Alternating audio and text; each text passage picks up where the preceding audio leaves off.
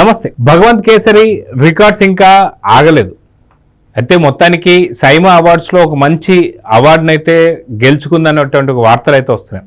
అయితే ఈ అంశాలపై మనతో మాట్లాడడానికి సీనియర్ జర్నలిస్ట్ హేమసుందర్ గారు ఉన్నారు. వారిని అడిగి తెలుసుకుందాం. సార్ నమస్తే. నమస్తే అండి. సార్, భగవంత్ కేసరి ఇప్పటికీ రికార్డ్స్ ఆగడం లేదు. దానికి సంబంధించి అయితే ఇప్పటికీ అవార్డులు కొల్లగొట్టుకుంటూ వెళ్తుందని చెప్పుకోవచ్చు. మొత్తానికి అనిల్ రావిపూడికి సంబంధించి అప్పుడు డైరెక్షన్ మొదలైన వెంటనే చాలా రకాల అనుమానాలు అయితే వచ్చాయి. అనిల్ రావిపూడి పూర్తిగా ఏమంటారు, కామెడీ జోనర్లో F2, F3 అనేటువంటి జోనర్లో ఉంటారు. కానీ నిజంగా బాలకృష్ణతో అనిల్ రావిపూడి సినిమా తీయగలుగుతాడా లేదా అనేటువంటి ఒక దానిపైన చాలా వరకు చర్చలు అయితే వచ్చాయి. కానీ వాటన్నిటిని కూడా పటాపంచలు చేస్తూ సినిమా మాత్రం అత్యద్భుతంగా దూసుకెళ్ళింది. మంచి భారీ కలెక్షన్స్ అయితే కొల్లగొట్టింది. మొత్తానికి ఈ సినిమాకి సంబంధించి ఇంకా అవార్డుల పర్వం అయితే కొనసాగుతూనే ఉందని చెప్పుకోవచ్చు. మొత్తానికి ఆ సినిమా గురించి ఏం చెప్తారు? అంటే సైమా అవార్డ్స్లో ఉత్తమ చిత్రంగా భగవంత్ కేసరి ఎంపికైంది. ఇప్పుడు నంది అవార్డ్స్ ఖచ్చితంగా ఉండుంటే భగవంత్ కేసరికి నంది అవార్డు కూడా వచ్చి తీరుతుంది. ఎందుకంటే ఆ సినిమాలోని మెసేజ్ అలాంటిది. అంటే ఆడపిల్లని ఎలా పెంచాలి అనేది, ధైర్యవంతురాలుగా ఎలా పెంచాలి అనే దాని మీదే ఆ మెసేజ్తో తీసిన సినిమాగా చెప్పవచ్చు.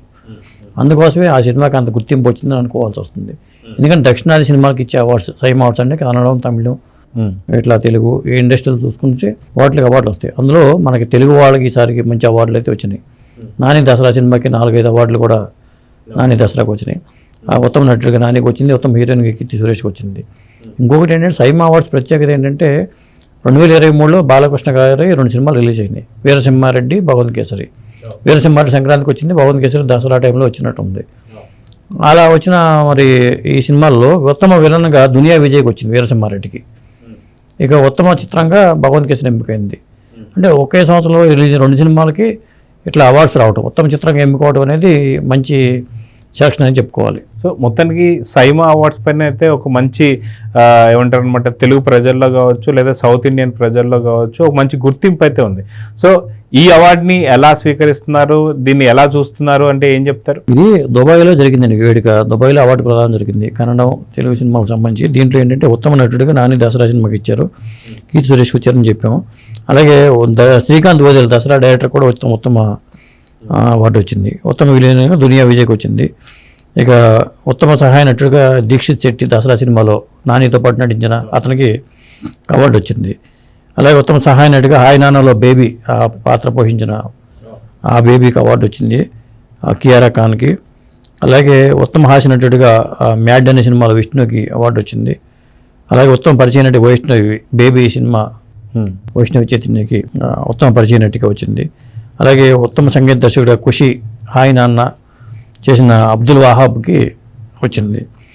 ఇక ఉత్తమ సినిమాటోగ్రఫీలో భువనగౌడ సలార్ సినిమా, అది కన్నడ కేటగిరీలో తీసుకున్నారు. అలాగే ఉత్తమ నేపథ్య గాయకుడు రామ్ మిరియాల ఊరు పల్లెటూరు బలగం సినిమాల పాట, ఆ పాటకి ఇచ్చారు. ఉత్తమ నేపథ్య గాయనిగా శక్తిశ్రీ గోపాలన్ హాయ్ నాన్నలో పాటకి ఇచ్చారు. ఉత్తమ గీత రచన ఆనంద శ్రీరామ్ బేబీ సినిమాల పాటకి ఇచ్చారు. అలాగే మ్యాడ్ సినిమాలో ఉత్తమ సంగీత శోభనకి ఉత్తమ పరిచయ నటుడు, కొత్త నటుడిగా సంగీత శోభనకి అవార్డు వచ్చింది. అలాగే ఉత్తమ పరిచయ నిర్మాతగా వైరా ఎంటర్టైన్మెంట్స్ హాయ్ నాన్న సినిమాకి ఇచ్చారు. అలాగే ఉత్తమ నటుడు క్రిటిక్స్ అవార్డు ఇది ఆనంద్ దేవరకొండకి బేబీలో వచ్చింది. అలాగే ఉత్తమ నటి క్రిటిక్స్కి మృణాల్ ఠాకూర్కి వచ్చింది హాయ్ నాన్నలో. అలాగే ఉత్తమ దర్శక క్రిటిక్స్ సాయి రాజేష్కి ఇచ్చారు బేబీ సినిమాకి. అంటే బేబీ సినిమా కానీ, దసరా కానీ, హాయ్ నాన్న కానీ, భగవంత్ కేసరి, ఇలా ఈ సెలెక్ట్ అయిన సినిమాలన్నీ కూడా చాలా కరెక్ట్గా జరిగినాయి. విమర్శలకు తావు ఇవ్వకుండా సెలెక్ట్ చేశారని అనుకోవచ్చు. ఎందుకంటే ఉత్తమ చిత్రంగా భగవంత్ కేసరిని ఎంపిక చేయడం అనేది మరి ఆ సినిమాలో ఆ బ్యాడ్ టచ్ గుడ్ టచ్ కానీ బాగా హిట్ అయింది.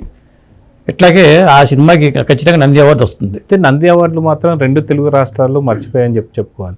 సో నంది అవార్డులు ఎప్పుడు స్టార్ట్ అవబోతున్నాయి అంటే ఏం చెప్తారు? ఎందుకంటే ఇప్పుడు ఉన్నటువంటి ఒక అవార్డులలో మాత్రం మనకి ఓన్లీ సౌత్ ఇండియా ఏదైతే మనకి సైమా అవార్డ్స్ మాత్రమే కొద్దిగా పెద్దది అని చెప్పేసి అనుకోవచ్చు. సో నంది అవార్డులు ఎప్పుడు స్టార్ట్ అయ్యే అవకాశం ఉందంటే ఏం చెప్తారు? అంటే గత గవర్నమెంట్లో దాని మీద దృష్టి పెట్టలేదు. అది ఖర్చు, అనవసరమైన ఖర్చు అనుకుంటున్నారు.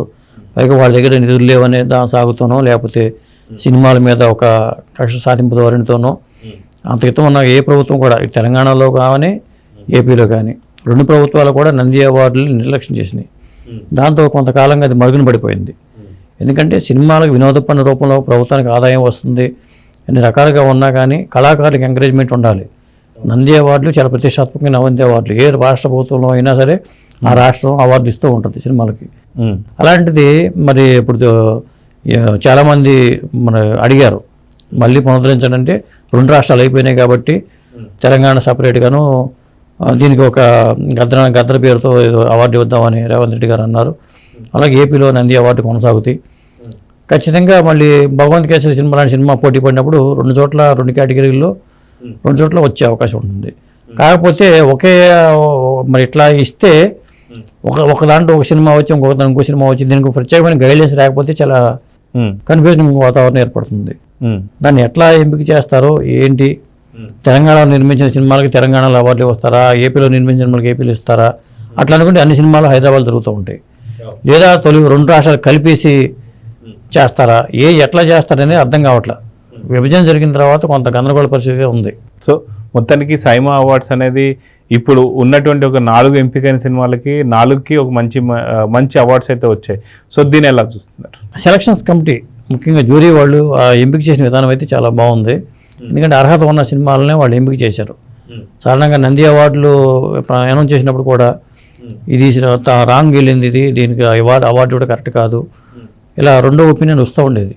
అంతెందుకు నేషనల్ అవార్డ్స్ విషయంలో కూడా మరి పుష్పలో విలన్ పాత్రకి అల్లు అర్జున్కి అవార్డు ఇచ్చినప్పుడు నెగిటివ్ షేడ్ పాత్ర పోషించిన అల్లు అర్జున్కి ఎట్లా ఇస్తారనే విమర్శ వచ్చింది.